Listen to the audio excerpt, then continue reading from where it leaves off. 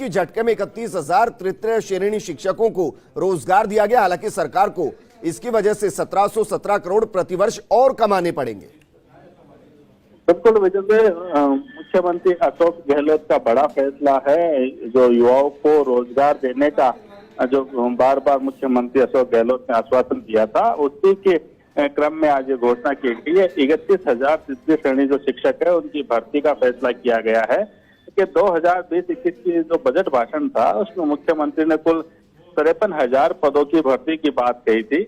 इनमें से 41,000 पद जो है वो शिक्षा विभाग के हैं, यानी कुल 53,000 भर्तियों में से 41,000 शिक्षा विभाग के हैं। तो ऐसे में शिक्षा विभाग ने जो 31,000 जो तृतीय श्रेणी शिक्षक है उनके संबंध में प्रस्ताव मुख्यमंत्री को भेजा था, जिसपे मंजूरी दे दी है। तो अगर शुरुआती 2 साल के प्रोबेशन पीरियड की बात करें तो सरकार पर करीब 850 करोड़ रुपए का भार आएगा और उसके बाद हर साल जो है वो 1700 करोड़ से अधिक का भार आएगा। और इसके अलावा अगर हम बात करें तो मुख्यमंत्री अशोक गहलोत ने जो 282 क्रमोन्नत जो स्कूल जो क्रमोन्नत किए थे उनके लिए भी करीब 2500 जो अस्थायी पद है उनके सृजन की मंजूरी दे दी है।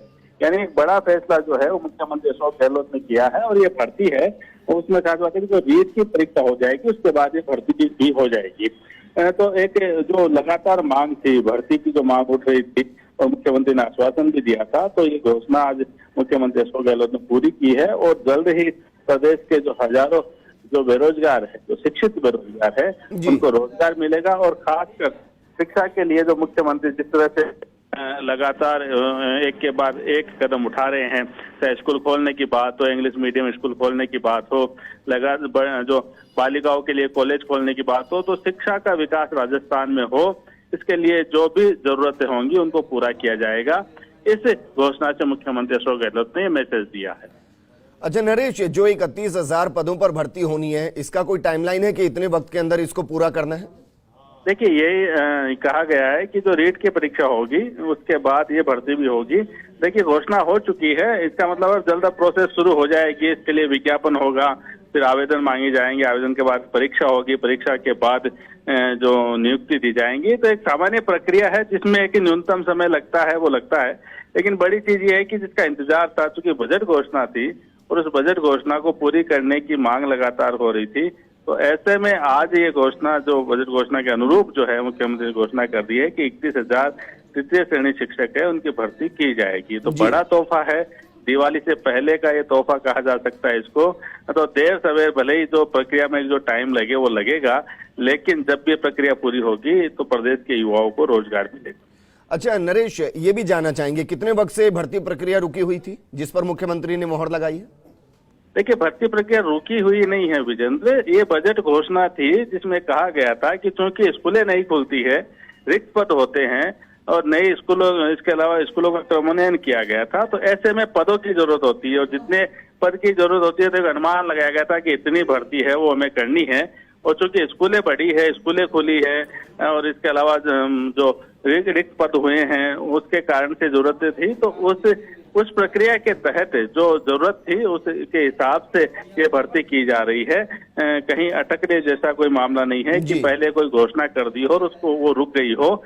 ये बजट घोषणा का पार्ट है। बजट घोषणा हुई थी क्योंकि उसके बाद कोरोना काल आ गया था तुरंत, तो ऐसे में प्रक्रिया संभव नहीं थी करानी।